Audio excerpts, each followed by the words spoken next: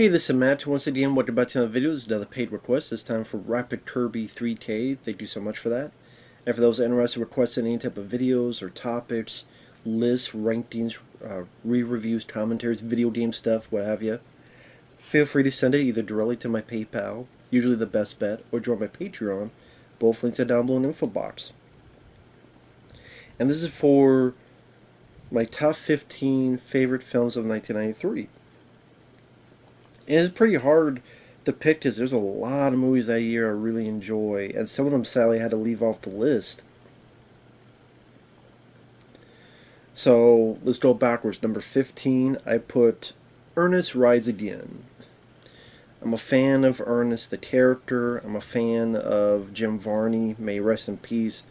I grew up with Ernest P. Worrell, that character, whether it be an Ernest Scared Stupid or Ernest Saves Christmas.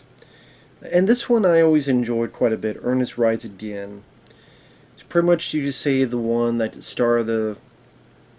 Maybe this was meant for theatrical, but it was straight-to-video movie. And started the last chunk of his career, where then after this you had Slam Dunk Ernest with the basketball shoes. I think Kareem Abdul-Jabbar was in that. You had Ernest in the Army, Ernest Goes to Africa. I think after this was Ernest Goes to School. And this is the last Ernest film I really like. Those other ones they're watchable for Jim Varney himself, but yeah, you tell the budgets just got lower and lower and lower. This one, it is a lower budgeted flick compared to Scared Stupid and it Rise to Get Ernest Goes to Jail. You tell the budget is has dwindled. But I still like it because I like this professor, this teacher who's kind of his buddy. I like their kind of banter, friendship with each other, where at times they're like picking on each other. As ridiculous as it is, I like that it's sort of a movie on the go. It's to do with its canon, and there's jewels in it, and there's all sorts of figures that want it. And a chunk of the movie is this canon is riding, and Ernest is on it. He can't stop it. So that's what it means. Literally, this cannon going down the road, and he's trying to maneuver here and there, and he can't. Or at one point, they think they got it, but then it goes down a cliff, and it goes down all this, and very cartoony. But all the Ernest films are very cartoony. But like I said, I like that the movie kind of, because it was, I wouldn't call it a road trip picture, but it was literally on the move all the time, so it wasn't too boring. And I'm trying to remember if that was the movie, or maybe it was another movie. I can't remember which Ernest film it was. Maybe it wasn't this one. I'm sorry. I'm thinking of the joke where he's fixing he's fixing some kind of food, and accidentally rubber got in it. And as he's biting into it, he doesn't realize it. He's chewing it. And it's like, who made this bread? Goodyear? Just something about that way he said that made me laugh. It might not have been this one. It might have been another one, actually. But I mean, Ernest Rides Again, that's actually a film I would like to revisit sometime. It's a fun one. At least to me. I know it got a lot of bad reviews. Probably because, again, you tell the budget's dwindled compared to the previous films. But because Ernest Scared Stupid did not do that well, they kind of put the kibosh on any more theatrical. I think they thought, well, this 15 minutes of fame of Ernest is done. We're going to move on. And then that's where you get in the era where then you got Jim Carrey, Ace Ventura, and then soon after you got Adam Sandler, Billy Batson, Happy Gilmore, and that was kind of the era of comedy, where comedy was going. Dumb and Dumber, and then and other comedies, so. But yeah, that's number 15. Number 14, I put In the Line of Fire. Clint Eastwood as an aging Secret Service agent who was there for the JFK assassination. He's haunted by it. And now there's a possibility of another president getting assassinated. Very evilly played by John Malkovich. I love the conversation between Eastwood and Malkovich. I think it's a good hero-villain dynamic. You have some great lines. You have rendezvous with my ass, motherfucker. Clint Eastwood is great in it. He was willing to showcase that he's an aging guy, so like he's trying to run with the limousine, and you tell he's huffing and puffing, and he's willing to show the weakness of his character because he's not the young guy of yesteryear. So this is a nice bit of character portrayal involved with that movie. Also, like Rene Russo. They don't just ignore Clint Eastwood's age. In fact, they kind of embrace that aspect. And it's been a while since I've seen In the Line of Fire, but I do remember having strong, fond memories of it. Number 13. Yes, people are growing to have this on there. Super Mario Brothers, the movie. I've never hated this film. I like how creative it is. I like how interesting the set design is and some of the creature work. I think Bob Hoskins fit well as Mario. John Leguizamo, I don't think he was that annoying in the movie. Dennis Hopper looked like he might have not had fun in real life, but it looked like he was having fun on screen. I think the score, the soundtrack at times is rather catchy. I like that the set design had this almost like, not as highly stylized as Blade Runner, but a little bit of that in terms of, again, some of the mood of the film. And it not being like the games, I mean, at the time the games were what? I don't even know if Super Mario World had been out by that point. Maybe it had. There wasn't really a lot of story, and I don't mind the new Super Mario Bros. Movie, but that kind of did tell you that there wasn't much story to the movie. To the franchise, I should say. And again, I didn't mind the new Super Mario Bros. Movie. Didn't mind it, but it's like, it's not a heavily depth-filled franchise. And again, you looked at that animated film. Could you imagine doing that stuff in live action? You'd have to have either the biggest budget in the world or have the guts to say, you know, people could potentially laugh their ass off at this. Mushrooms that you grab and it makes you bigger, and flowers that make you shoot fireballs, and what the fuck.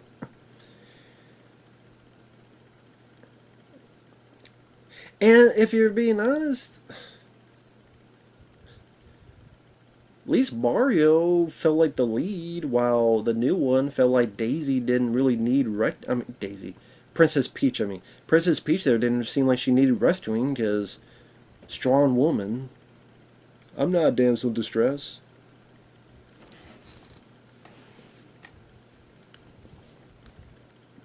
So, you know, Mario and Luigi felt like more, and Luigi had more to do compared to the new one. Luigi was more heroic compared to the new one. The new one, he was just scared and trapped. And Mario felt more like the protagonist than in the new one, because the new one, again, Daisy didn't need rescuing. Daisy did all this shit as well. Mario could barely do the training course. So again, I don't mind the new one, but I do prefer the older one. Mario and Luigi felt more badass.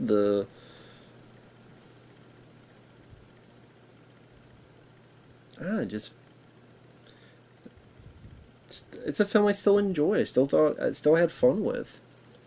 Felt more unique, felt more interesting, looked more interesting. Even like the song Almost Unreal at the end there. So I still like the Super Mario Bros. Movie from '93. Number 12, Tombstone. Great Western. Especially you got the hell of a cast. You got Kurt Russell. You have Sam Elliott. You got Bill Paxton. You got Michael Biehn. Val Kilmer. And perhaps easily one of his best role. Maybe his best role. I'll be your Huckleberry. You got Powers Booth. You got a young Billy Bob Thornton who gets slapped the shit out of by Kurt Russell. Yeah, Kurt Russell's intense performance. You tell him hell is coming. Tombstone is one of my favorite westerns and deserves to be on the list. Even if you don't like westerns, Tombstone's worth watching because it's a pretty badass movie. Number 11, Army of Darkness. My favorite is Evil Dead 2, but Army of Darkness is a lot of fun. Bruce Campbell does a great job as Ash. Definitely some of the memorable one-liners in that. This is my boomstick.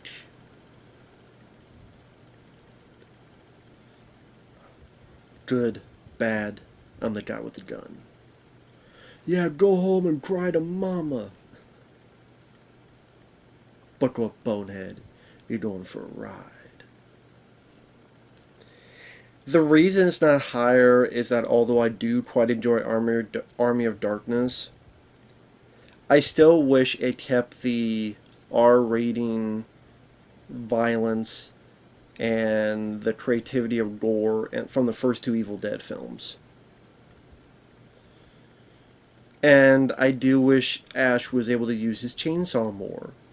He uses that one time in the pit, the chainsaw for a hand, and then that should have been something that at the end of the film he should have been able to not just have skeletons but have zombies as well, or deadites, I should say, deadites, and Ash gets the chainsaw and goes to town. I like the Death Coaster, but I actually would have liked him getting the remaining shotgun shells. Maybe if there's a way to make shotgun shells or an equivalent of that with the blacksmith. Fuel for the chainsaw. And just go to town. That would have been very satisfying. Again, you just tell that. I mean, it is rated R, to be fair. It is rated R. But it felt like a tame R. Because it is rated R. It felt. That's a weird thing. It felt PG-13, even though it was rated R. It felt like it was PG-13.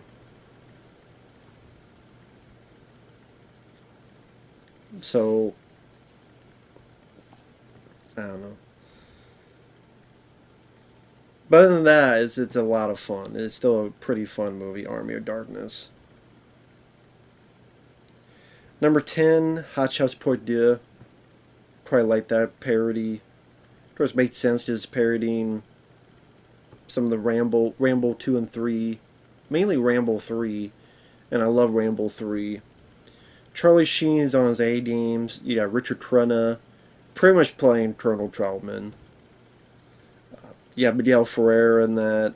You have quite a few funny jokes. I like the fight scene at the beginning, which is a parody of the fight in Ramble 3. The montage where you're shooting all the people, and you have this tally about more violent than RoboCop, more violent than Total Recall, most violent movie ever. Or even this, it's goofy, but this bit does make me chuckle where they're jumping out of the plane and like, Geronimo, Geronimo. Then all of a sudden there's this Native American guy. And he jumps and he goes, me. Just, oh, that's Geronimo. So he's like, yeah, it's me. That is I can still laugh at that movie. And it makes me want to rewatch it again now talking about it. Hot Shots Pour Dieu. When parodies were worth a crap. I cannot remember the last parody that I thought was sincerely funny. It's been a long time. And parodies kind of, because of all those terrible Seltzer Burger, Seltzer Bottle, whatever the fuck their names are, movies, Date Movie, Epic Movie, Superhero Movie, Meet the Spartans, and then awful like Steer Movie 4 and Steer Movie 5, they killed the parody genre. The fact that you don't see that anymore. Like, again, what was the last parody that come out even in theaters? So congrats guys on killing a subgenre of movies, but hopefully one day it'll come back with good witty writing or fun pieces of business like Hot Shots Part 2. Or like another one, which I'll talk about later. Number 9, Groundhog Day. Nice little endearing story about a guy kind of learning to have better morals by the end of it. Bill Murray does a great job. Harold Ramis, may he rest in peace. He was solid in his direction of the film. Pretty much Punxsutawney Phil, the Groundhog, they go to this town, this festival. They're ready to leave, but now it repeats over and over again, the same day, Groundhog Day.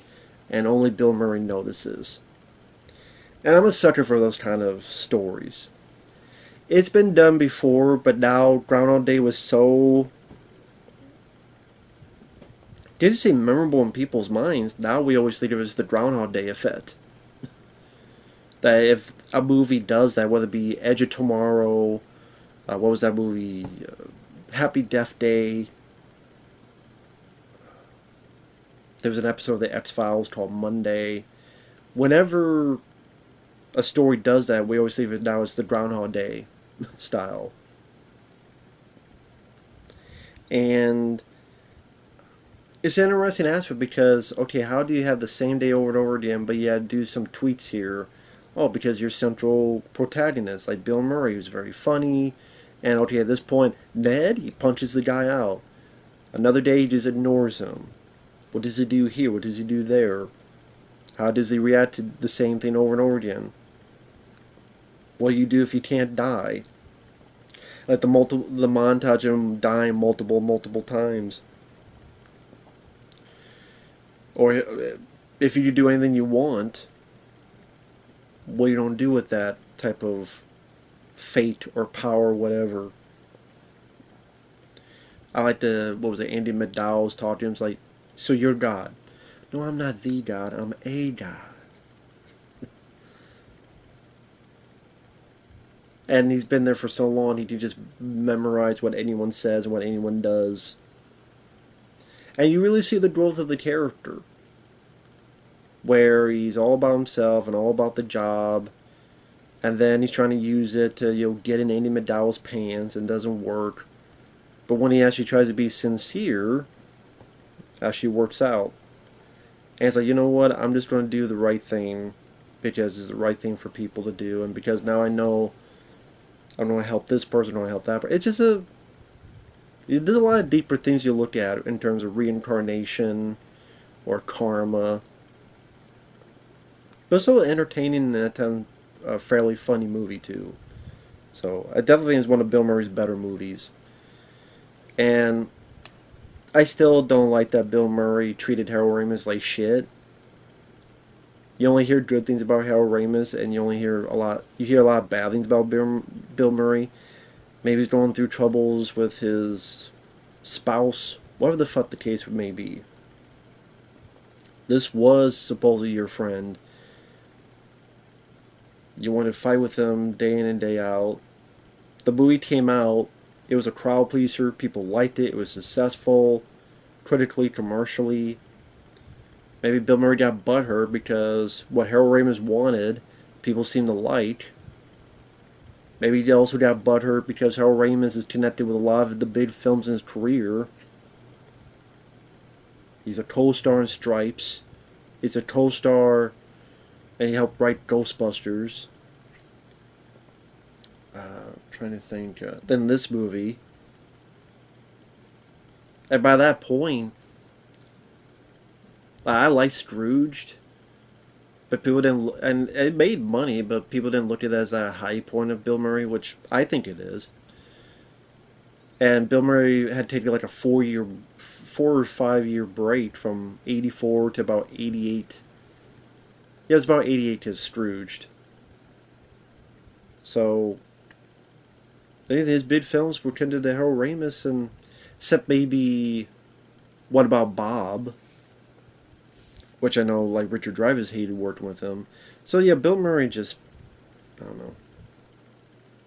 Liked him as a performer. I think he's very, very funny. I think his movies are very funny, but it seems like just a piece of trash human being. So anyway, but I like Groundhog Day. Number 8, Judgment Night. Emilio Estevez, Cuba Gooding Jr., Stephen Dorff. You have Dennis Leary as your villain. You have a great mix of rap and heavy metal on the soundtrack. Some good songs like "Just Another Victim, Kid, Just Another Victim." Pretty much about four guys wanting to go to a game. They take a shortcut. They get lost in this RV their buddy has because he sells this stuff, and they become witnesses in a murder. And throughout the film, they're chased in this urban landscape where they don't belong. And it's a great thriller directed by Stephen Hopkins. Probably my second favorite of his after Predator 2. Predator 2 is my favorite of his, then Judgment Night. The cast worked well. Everybody in the cast works well. Dennis Leary's having a lot of fun as the bad guy. At times he's very funny. At times he's very sinister. I think the way the score has is Alan Silvestri. He definitely has some Predator vibes to the score. It's one of those movies that's always on the move, so it never gets boring. I like the camaraderie of the lead characters. I like how the villain is. I think there's some nice piece of direction and camera showing it seems like no matter where they go, they're stuck in this urban hell. Like, where the hell we don't go. Where they go to these apartment buildings where people are ready to swing baseball bats at them, or having to traverse this rooftop on this thin piece of board, or where the hell else they need to go. Emilio Estevez, I thought, did a good job as the lead. It's a film he doesn't seem proud of. Because I remember there's one interview, I forget where it was, where they were like, the other people were hyped, like, hey, I don't know about that film. So, Emilio seems like a guy that would not be fun to talk to. He seems like, I don't know. It's his right, it's his opinion, but he seems like one of those guys that most of the films he doesn't like. Kind of like John Cusack. Because John Cusack hates Con Air, and other stuff. So like, Emilio is like, I don't know, maybe if you taught him about the first Mighty Ducks, or I don't know, Young Guns or Breakfast Club, maybe he'll say something. But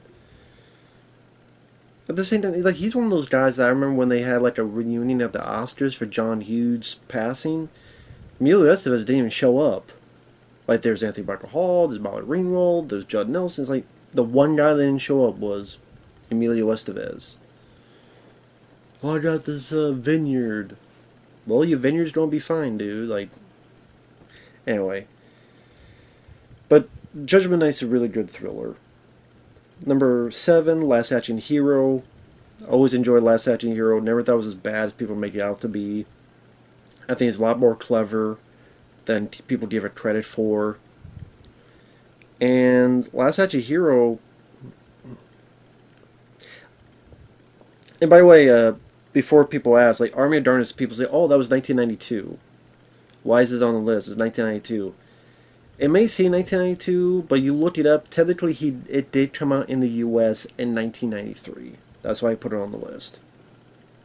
I'm not going to put it in 1992 if it came on one festival in that year, but then most of us were not able to see it until 93. So, same with these other movies. But Last Action Hero, it was labeled as a big bomb, because I guess, after Terminator 2, people were not expecting a comedic film with him teaming up with a little kid in a PG-13 movie.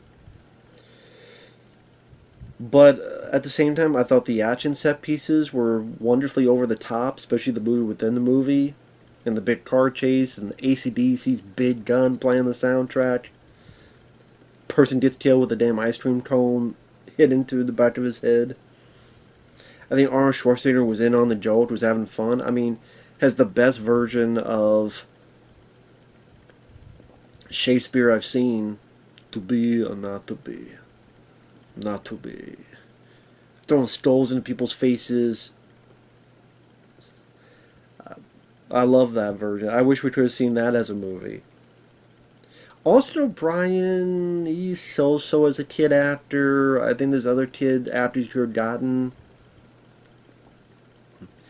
I actually think at the time you should have gone for Macaulay Culkin. I mean, I know I think he just would have worked better in that awe-inducing, where am I at charm that he had as a kid. Like you saw Home Alone and Home Alone 2, among other movies. Plus, he would have given the movie a little bit of star power. So not only do you have Arnold, you have Macaulay Culkin. I think he just would have had that more natural, playful attitude. There's also Brian. He's there, but you could tell why his career didn't really take off. Except doing what was it, Pre-Hysteria, that full moon family film with the little dinosaurs. And he was in Lawnmower Man before this for a little bit. I think he's in the sequel, Job's War, whatever the hell, or Beyond Cyberspace, whichever one you pick. But yeah, Last Action Hero, I thought Charles Dance was great as the villain. A lot of cameos in there. Robert Patrick, Jean-Claude Van Damme, Sharon Stone, all sorts of stuff. Frederick McRae as the yelling captain.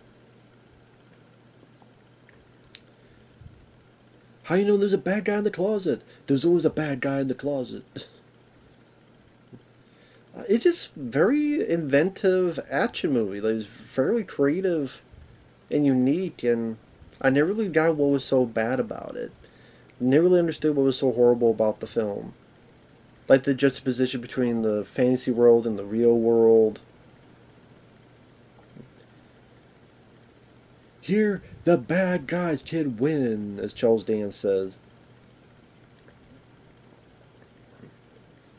No sequel for you. That's actually one of the things a lot of fun. Number 6, Loaded Weapon 1. That's the other parody I was going to talk about. Starring Emilio Estevez. That's another one that has a crazy cast. Not only Emilio, but Samuel L. Jackson. And throughout the film, you see people pop up like Whoopi Goldberg, Tim Curry, the supporting role, William Shatner is your main villain.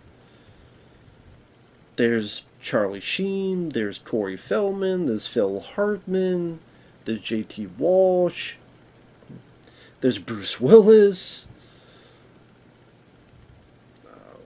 there's John Lovitz, Frank McRae, talking about the captain, who was in Last Action Hero, Scotty from Star Trek. It seems like everywhere you turn, it's like, holy shit, there's that person? There's that person? It's definitely a who's who in that movie. And it's a fun parody on Lethal Weapon and those type of films. From the beginning of Tim Curry pretending to be one of the Wilderness Girls. Bruce Willis's cameo is hilarious.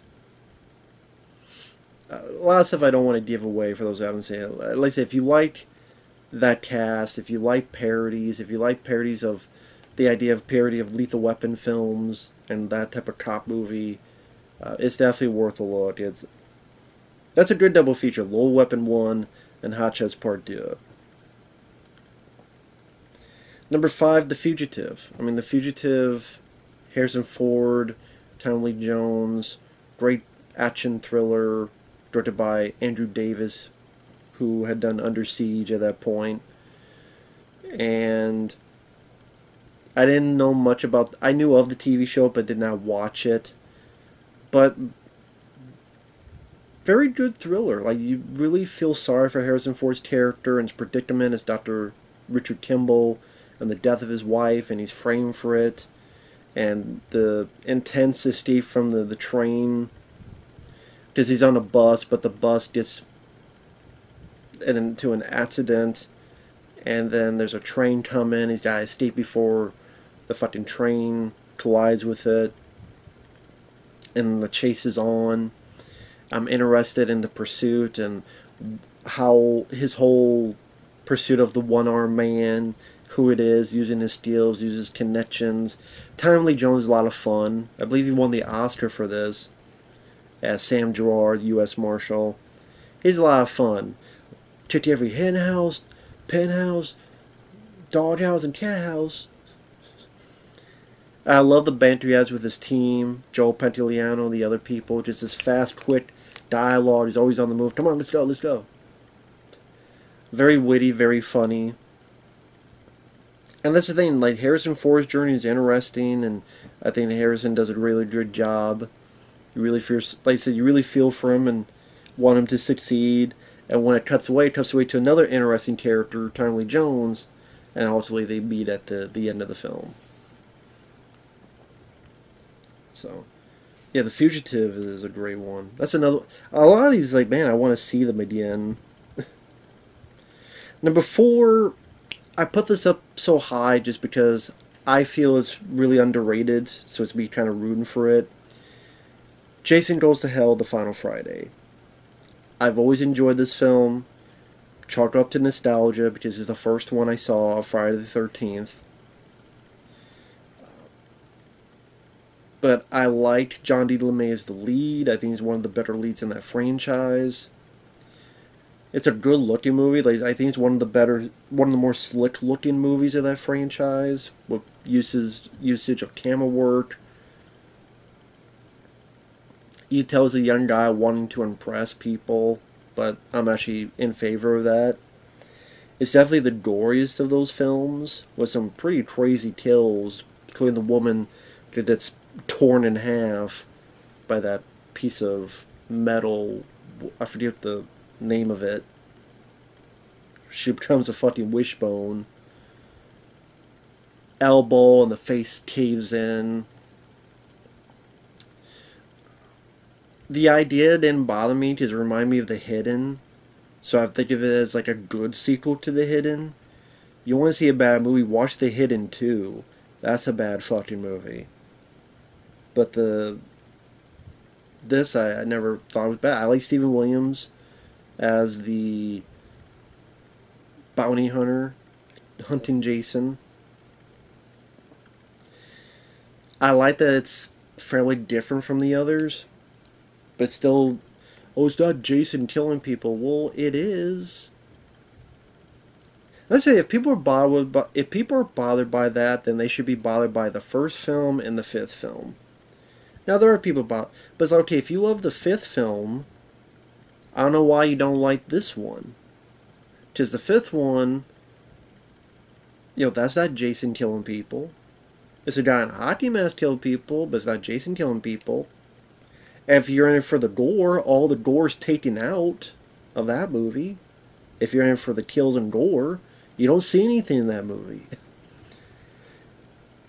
Jason doesn't kill anybody in the first film. It's a mother, which by that point, I forget how old she was. I was supposed to buy her lifting people up off their feet and putting 18 arrows in their face and throwing people through windows like they only weighed as much as this DVD case. That's pretty ridiculous.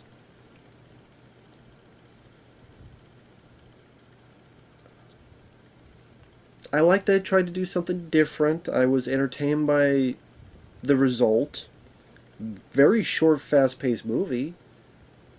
Good camera work. Some nice little action set pieces, like the police station where you're able to shoot the shit out of the guy with all these multiple squibs, or the bit in the diner. Which you didn't see that in any of the Friday the 13th films. So that's what made it exciting, refreshing. But I mean, anyway. People asked us if this is the first time the films ever got silly.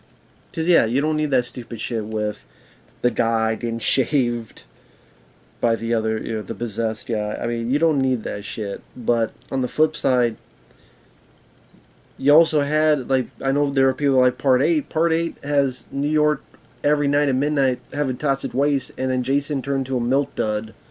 And then for some reason turned into a normal looking boy. Not even the deformed boy, but a normal looking boy. Because apparently toxic waste can turn into look whatever. I like Jason Goes to Hell. I always defend that film. Number three, Demolition Man, which actually in October coming up to the 30th anniversary of Demolition Man. Awesome film, one of my favorite action films. Very, very topical of today. From the political correctness, how we have to be, toxic positivity. That's a movie that definitely delves into toxic positivity. They just don't say the phrase. Sylvester Stallone and Wesley Snipes are on their A game as the hero and the villain. Fucking love Demolition Man. Great action set pieces, but satire that works very well in today's age.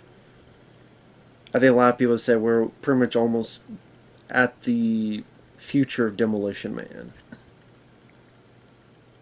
Just please don't let every restaurant turn to Taco Bell. Please don't.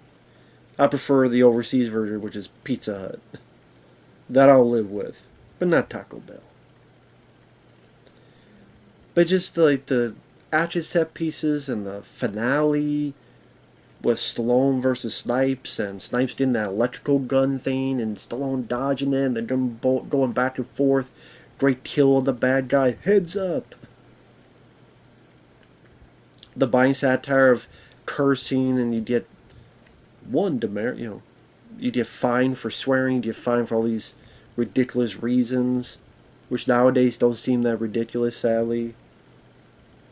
How trying to make this peaceful utopia is actually pretty detrimental as well. Cancel culture, PC, Tatsupasa, all that stuff. Again, it's definitely aged a lot better than a lot of other movies, so love Demolition Man. Number two, Cliffhanger. That was a great event movie, Cliffhanger. Has one of the best trailers of all time. Stallone, that was Stallone's comeback. Because he was on a flux of flops. Oscar, Stop and Mama Will Shoot, Rocky 5. Like, nothing was working for a while there.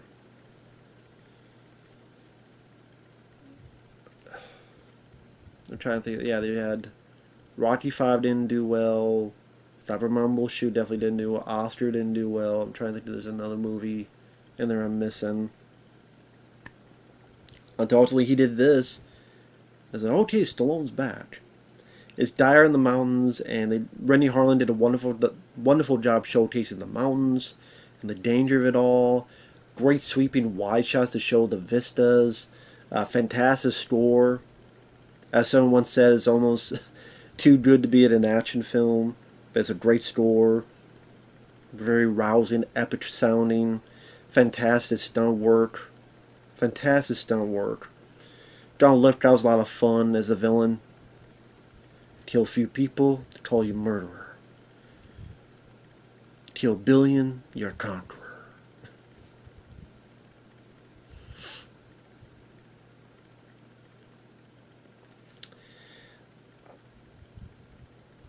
Raymond was still able to inflict that violent feel to the film. I mean, Stallone takes a guy and stabs him the stalactites. Or people get shot and you have the blood squibs. I know these got cut down because originally MPA gave it NC-17. I do have a copy of the film where, but the sad thing is the war print is such rough quality. It's almost unwatchable. But it's interesting to kind of hear what music they used.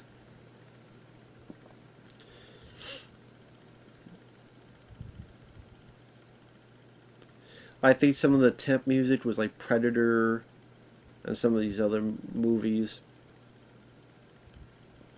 One scene when Stallone's climbing the wall, they were using like temp music from The Fly. And you see that some violence that they had cut out.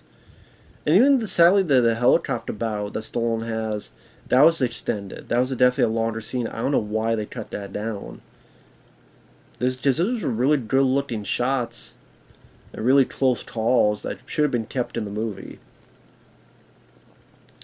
And that wouldn't have been for violence because there's no violence in that. But anyway, I don't know. Of course, the more familiar deleted scenes. There's the bit where he punches through the water.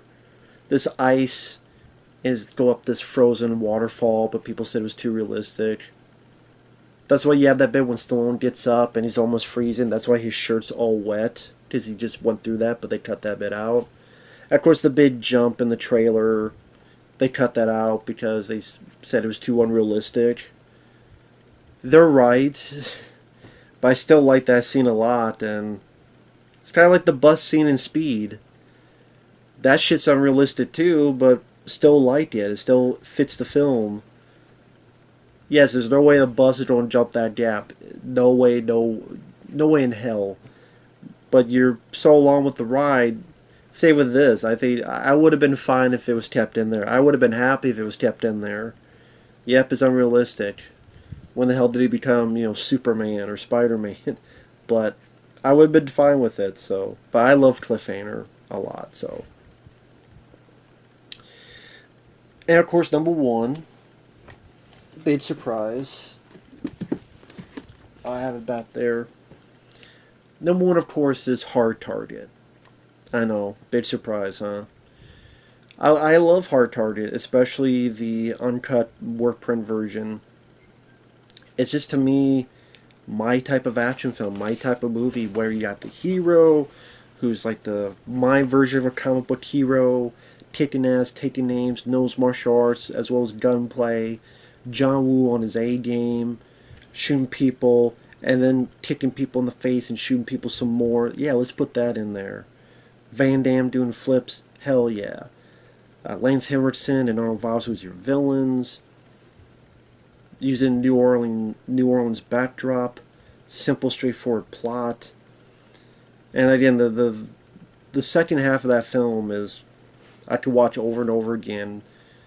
The great stonework, Van Damme kicking the guy off the motorcycle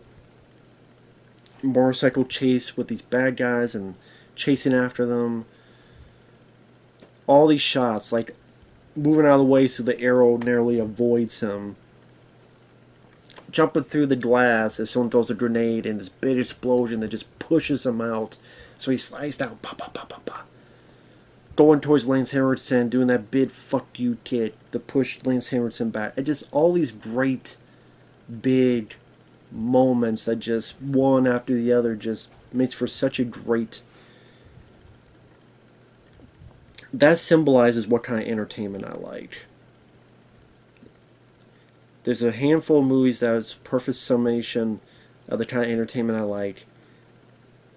I enjoy the first half of Hard Target, but the second half is a great symbolization of hero, villain, musical score worked well for the film, great pyrotechnics and stunt sequences, and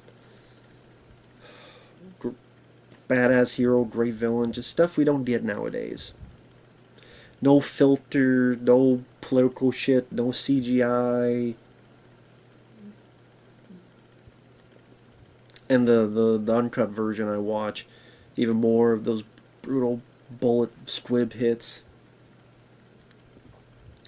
I miss those kind of movies, man, I do. But yeah, Hard Target would be number one. So that said, thanks for watching, take care, and we'll see you guys later. Bye-bye.